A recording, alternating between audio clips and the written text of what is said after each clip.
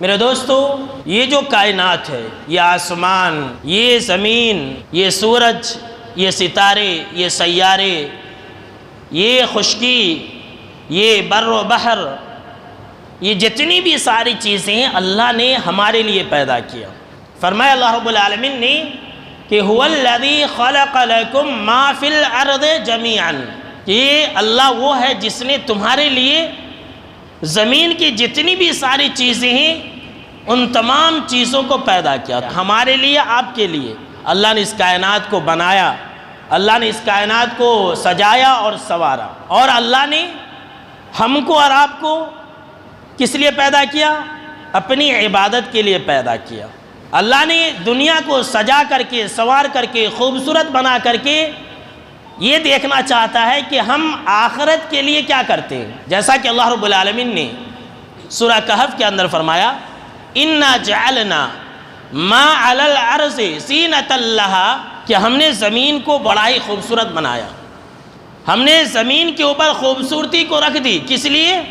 لِنَبْلُوَهُمْ أَيُّهُمْ أَحْسَنُ عَمَلًا، تاکہ ہم دیکھیں کہ تم میں سے کون اچھے اعمال کرتا ہے۔ یہ زمین اتنی خوبصورت ہے، یہ زمین بہت ہی زیادہ بارونق ہے، دل کو لبھانے والی ہے، لیکن اللہ آگے کیا کر رہا ہے؟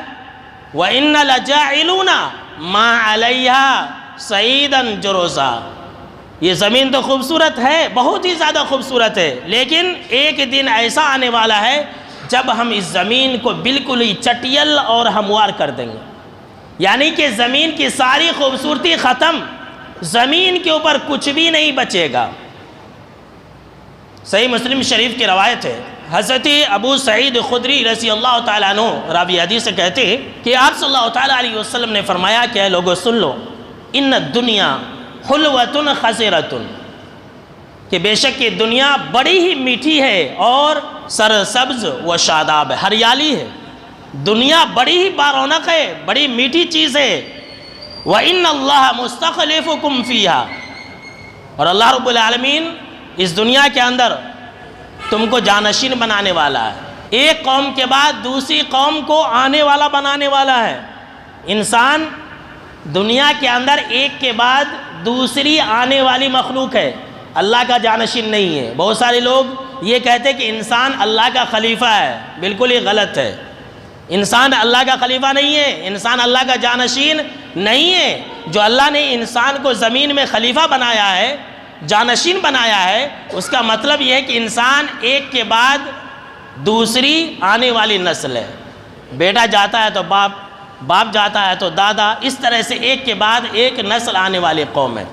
تو جناب محمد عربی صلی اللہ تعالیٰ علیہ وسلم نے فرمایا کہ اللہ تم کو اس زمین کے اوپر ایک دوسرے کا جانشین بنائے گا، فَيَنْظُرُ كَيْفَ تَعْمَلُونَ، تو اللہ رب العالمین یہ دیکھے گا کہ تم دنیا میں رہ کر کے کیسے نیک اعمال کرتے ہو، کیسے اعمال کرتے ہو، اچھے اعمال کرتے ہو یا پھر برے اعمال کرتے ہو۔ آگے جناب محمد عربی صلی اللہ تعالیٰ علیہ وسلم نے فرمایا، فَاتَّقُوا الدُّنْيَا وَاتَّقُوا النِّسَاءَ، اے میری امت کے لوگوں، تم دنیا سے بچنا، دنیا کے فتنے سے بچنا، اور تم عورت کے فتنے سے بچنا۔ کیوں؟ اس لیے کہ بنی اسرائیل کا جو سب سے پہلا فتنہ تھا وہ عورت ہی کے تعلق سے تھا۔